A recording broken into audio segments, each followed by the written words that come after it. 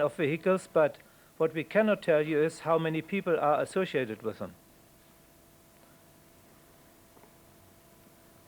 And this image shows concentrations of displaced persons without shelters, but numbers, again, are difficult to assess. Yesterday, we also discussed the challenge of proving what damage has been caused by Serb forces. I think it was in the context of the Pristina collateral damage. And this image shows damaged buildings which have not been subject of any NATO action. Where is it? Yes, where? I missed it on the picture. I have the answer for you in a second.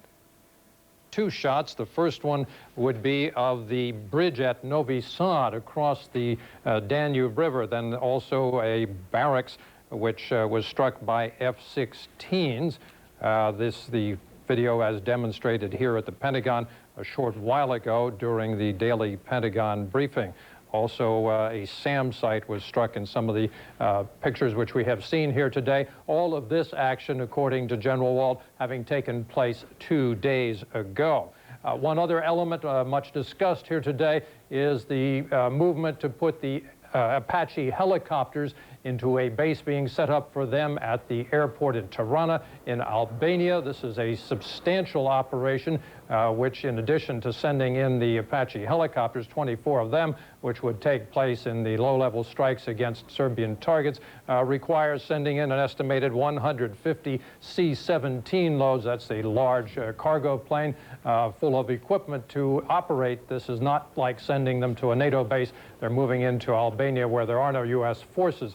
They expect to have about 20 of those flights in today, and they will have set up the security initially, including Bradley armored fighting vehicles, and in the end, about 25 to 2,700 Americans will be involved. Members of Congress in Macedonia assessing firsthand the situation and U.S. policy. Other members, fresh back from the airbase in Aviano, Italy, and other stops in Europe, have already made some judgments, firing off a letter urging President Clinton to plan for the use of ground forces in Kosovo. America, wake up. Europe is at war, and we are in it. Signing the letter, a mix of Republicans and Democrats. Yet another indication that when it comes to Kosovo, congressional opinion is all a jumble. Some traditionally dovish Democrats who opposed military action in the Gulf War are backing their president. I'm supportive of the operation and supportive of keeping our options open as to what the next steps are. One possible next step, ground troops. Some Republicans say yes. We have to put all military options on the table and use all of them. Including ground troops. Including ground troops. But other members of the GOP say deploying ground troops would be a disaster. Putting ground troops in on top of these other situations that have occurred is, I think, a mistake, and would just aggravate a bad situation, take a bad situation and make it horrific. Almost every Republican and some Democrats are critical of the administration's actions for one reason or another. Some Britain are reinforcing the NATO forces ranged against Yugoslavia. The Pentagon said 82 extra warplanes will join Operation Allied Force, and the British are sending the aircraft carrier HMS Invincible to the Adriatic. In the last few hours, Serb forces are reported to have exchanged gunfire with Kosovo-Albanian separatists near the Albanian border. The Yugoslav media is reporting a new wave of NATO airstrikes. Frustrated by bad weather, NATO wants to step up a gear in its air campaign against Belgrade. Another 82 aircraft will soon be on their way, bringing the air armada to nearly 700 planes. Good afternoon. The addition of these aircraft will, of course, allow us to do two things. Expand the number of strikes over any 24-hour-a-day period, and two, give us more deep strike capacity as necessary. So basically, it will allow us to increase the intensity of the air campaign over Kosovo and Yugoslavia. NATO showed these pictures of a television transmitter under missile attack, but Belgrade...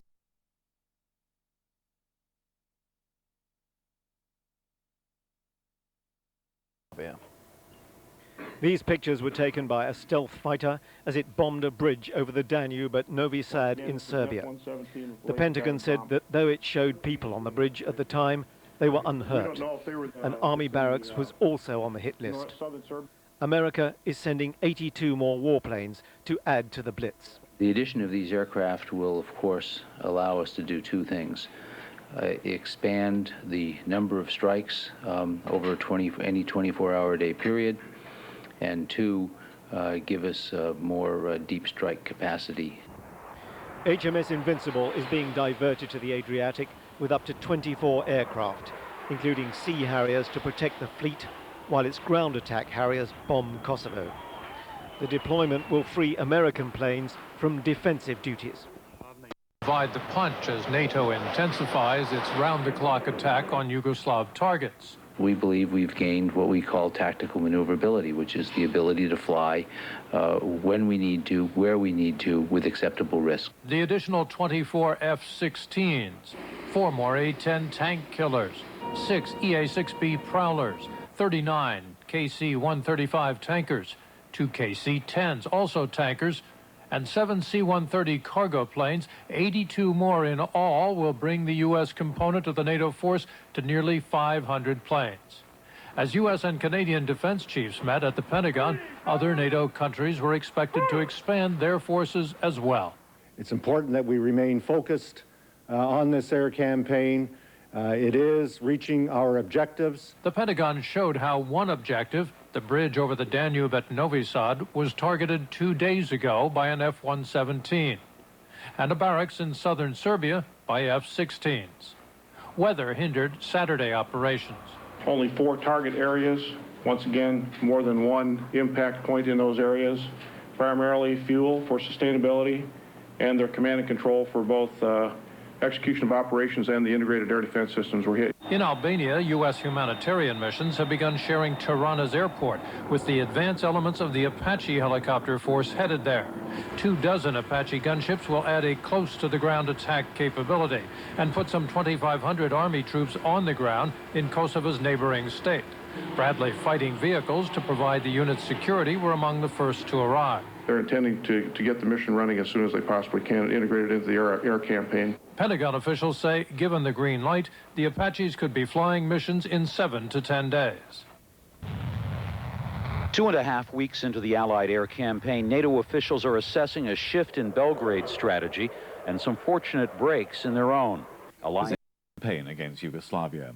NATO says there's been a noticeable reduction in Serbian activity in Kosovo as the Orthodox Church celebrates Easter, but residents have faced another night of bombing.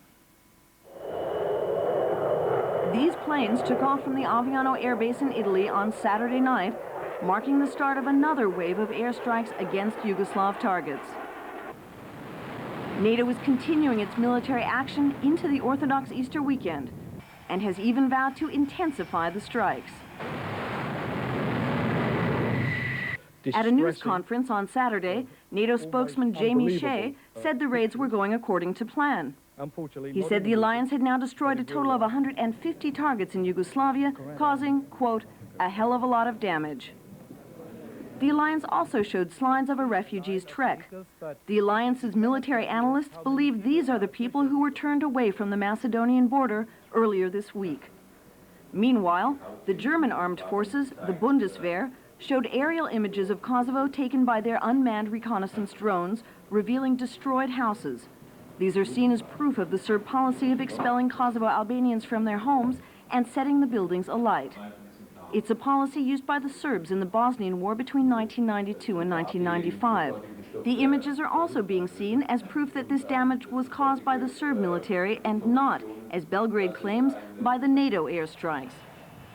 NATO plans to step up military activities to target ground troops in order to put a stop to Milosevic's expulsion policies. The United States is also sending 24 Apache helicopters to the Balkans.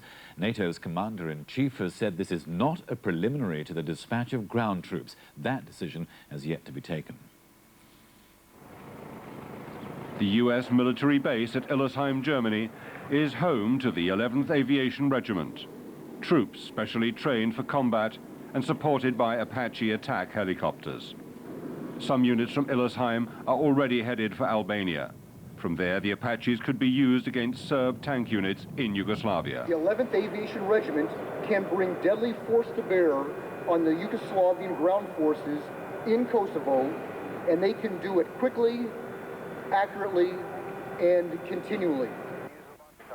Each helicopter is armed with 16 laser-guided Hellfire rockets designed to destroy tanks and other armored vehicles. The Apaches are built to work close to the ground, in daylight, at night, and in bad weather. We utilize the same terrain features as a tank, an armor unit, or an infantry unit would. We operate in the ground regime. The Army says the Apache's main advantage is its ability to get close to the action on the ground. But that also increases the risk of the enemy shooting it down. That's why the Apaches are always deployed in conjunction with ground artillery units that provide covering fire. It's not yet clear whether any of the Apaches will be used as part of NATO's air attacks on Yugoslavia. And some shows some tanks that we damaged as a result.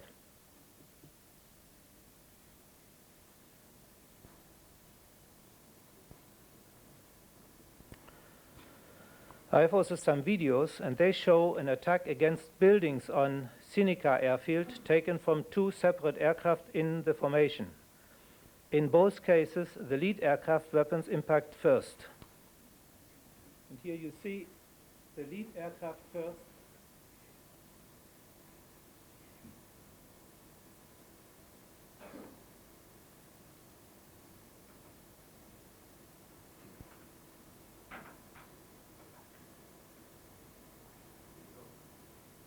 That's followed by the wingman's attack.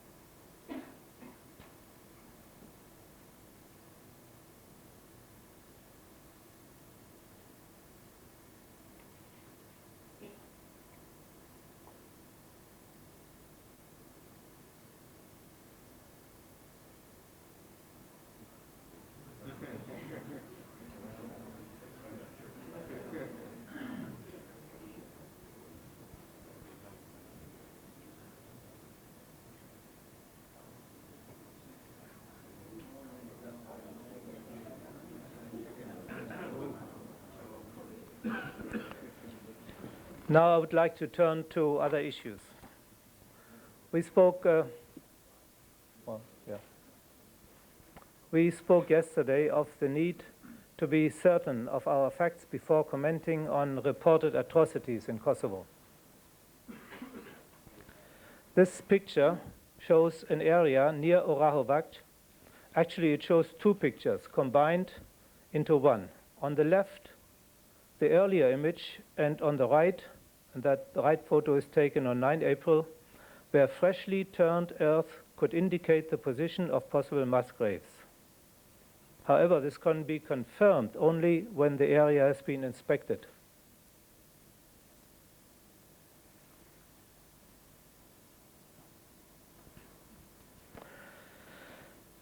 I also covered yesterday the subject of Serb damage to civilian property.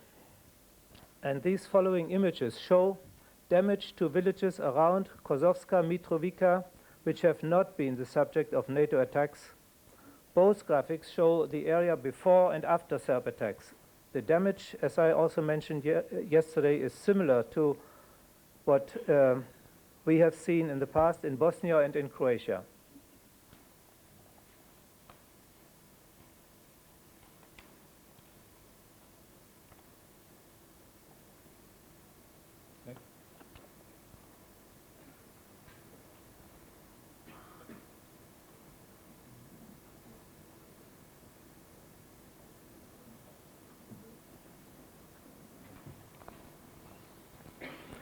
Finally, I will return to the subject of displaced persons in Kosovo.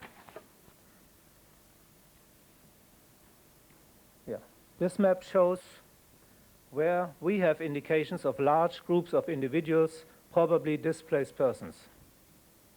And the following two pictures provide evidence of vehicles and displaced persons in the region of Mališevo. The difficulty in assessing the total number of people in the area remains. However, we must assume the living conditions are deplorable.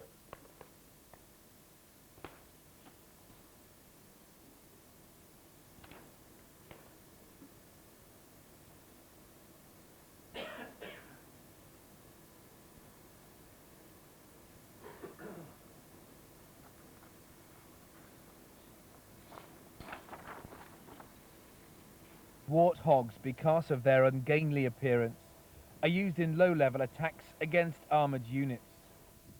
Included in their armoury are up to 6 anti-tank missiles, along with a cannon capable of firing 70 armour-piercing rounds per second. The Harrier and the A-10 are both ground attack aircraft. They're operating primarily the close air support role, and that requires a lot of coordination and discussion in the air to assist each other in finding targets. The increase in activity at the Gioia del Colle air base was reflected in the number of missions being flown by the British Harriers.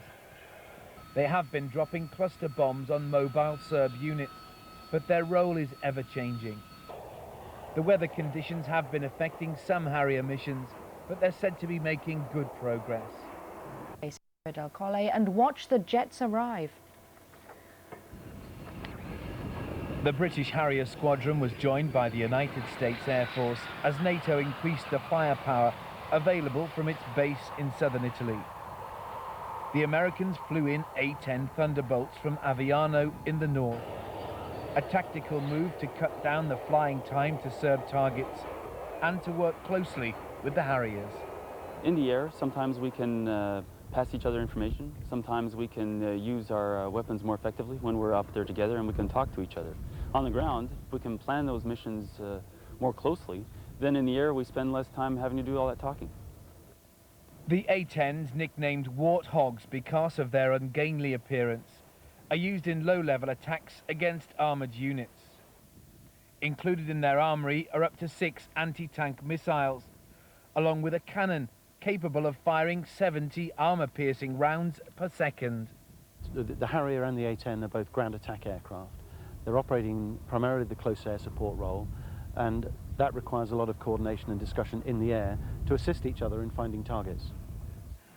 The increase in activity at the Gioia del Colle air base was reflected in the number of missions being flown by the British Harriers.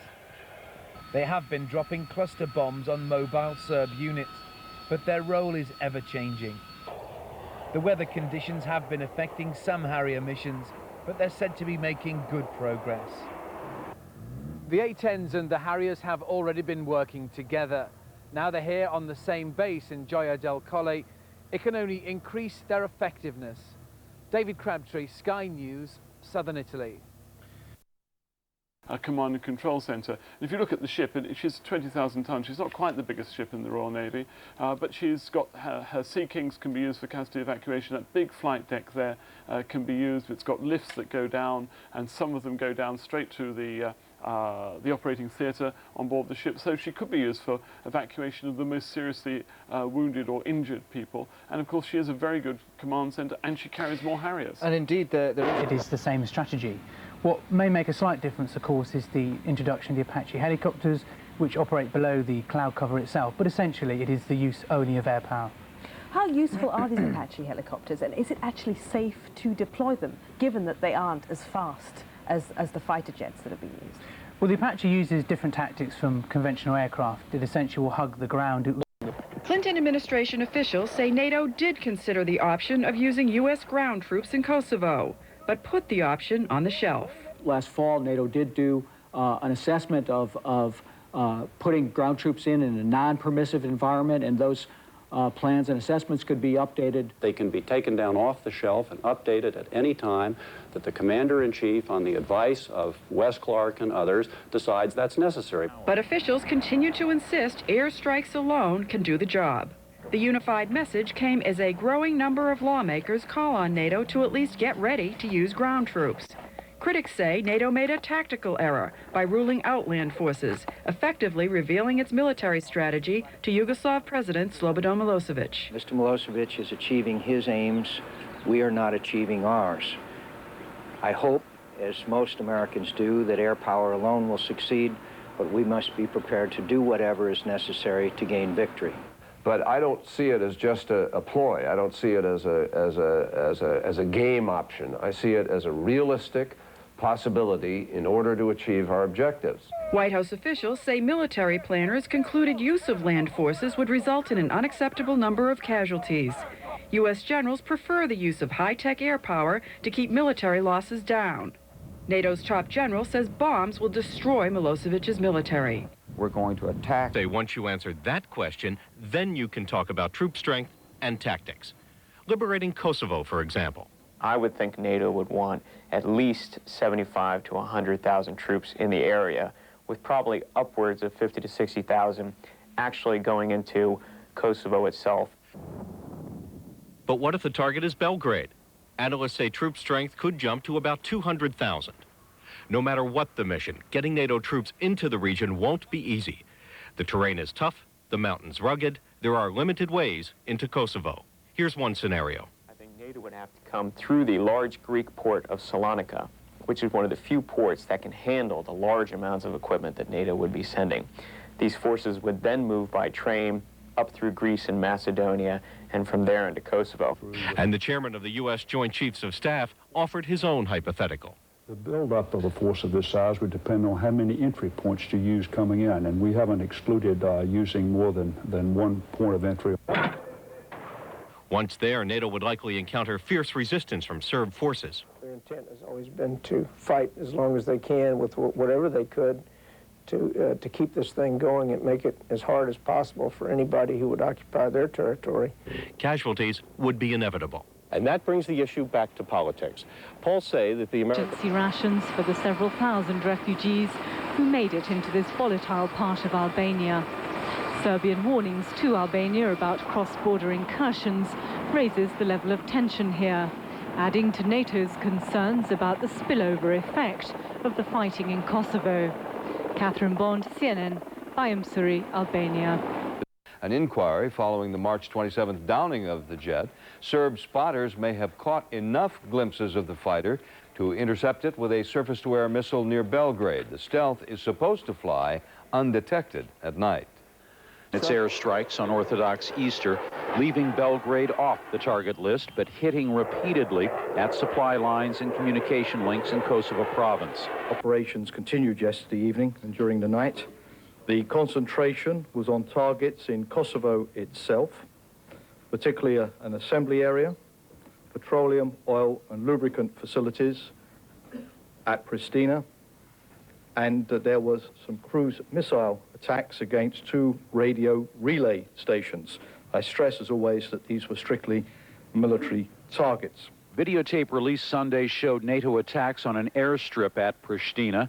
NATO says weather hampered reconnaissance from overnight raids and also reduced the number of bombs and missiles NATO was able to deliver.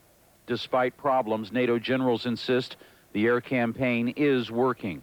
It's a very dynamic process. We've proven to be quite flexible and adept in the way we've changed what was the original pattern of air activities into something that's now very focused on the battlefield. The overall NATO strategy continues to be criticized because it did not pose the threat of ground forces from the start. A strategy. The late addition of U.S. Apache ground attack helicopters are not signs of bad planning, but evidence NATO commanders are flexible in adapting to the fluid situation on the ground. Border with Ukraine. Authorities say they found 8 fuel tankers and armored vehicles, in addition to the food and medical supplies. The Russians say they need that fuel to get the convoy, all 73 trucks, to relief centers in Montenegro. The Hungarians argue they don't need all of it. Being moved from Aviano Air Base in northern Italy to southern Italy, that to make room for several F-16 CJs. Also on the way are 39 KC-135s, which can refuel fighter jets in the air. One group of aircraft already flying combat missions are the German Tornado fighter bombers, and CNN's Jim Bitterman has that story. At an airbase lost in the Italian countryside, the German Air Force, the Luftwaffe, has gone on the attack for the first time in more than half a century. Given Germany's history, it is a fact that could prove sensitive both domestically and internationally. But the German airmen and their 14 Tornado fighter bombers are nonetheless flying combat missions, which include the active destruction of radar sites that threaten other NATO aircraft. Luftwaffe spokesman discreetly refused to confirm that their pilots have attacked hostile targets on the ground, but plane after plane takes off, loaded with missiles meant to destroy ground radars, and return without them. The Luftwaffe handles its pilots just as discreetly. None have been named or interviewed. All are free to seek counseling should they have difficulties with going into combat. While German airmen have been flying missions over Bosnia for more than 3 years now, for the air campaign against Yugoslavia, a psychologist has been added to the base medical team, not only to be on hand for the airmen should they need him, but also to study the way they are reacting to Germany's role in the air attacks. What's more, the pilots are in almost daily contact with German political and military leaders who reinforce their support for the mission against Yugoslavia. Support that included a personal visit by the German commanding general, who told his pilots and newsmen that there are no doubts about the role of the German armed forces, the Bundeswehr, in the NATO mission. There's a big conviction all over the Bundeswehr that it makes a lot of sense what we are doing here. Even with all the backup the pilots are getting, they, along with others in the Luftwaffe here, are beginning to sense fatigue setting in from tense and dangerous air operations which no one has experienced before, and which will soon go into their third week. You can feel it. That's the point. Is we are not there so far into this theater that we have to swap crews, but you feel it. And it can be felt here, too, that taking the Luftwaffe into combat for the first time since World War II is something that's being done dutifully, but reluctantly. Jim Bitterman, CNN, Piacenza, Italy. From the alliance that it has the will and the firepower to wear Slobodan Milosevic down. NATO has begun to hint that it detects some signs that Serb morale may be wavering, but the overall impression remains that both sides are prepared for this to be a long haul. Kevin Connolly, BBC News.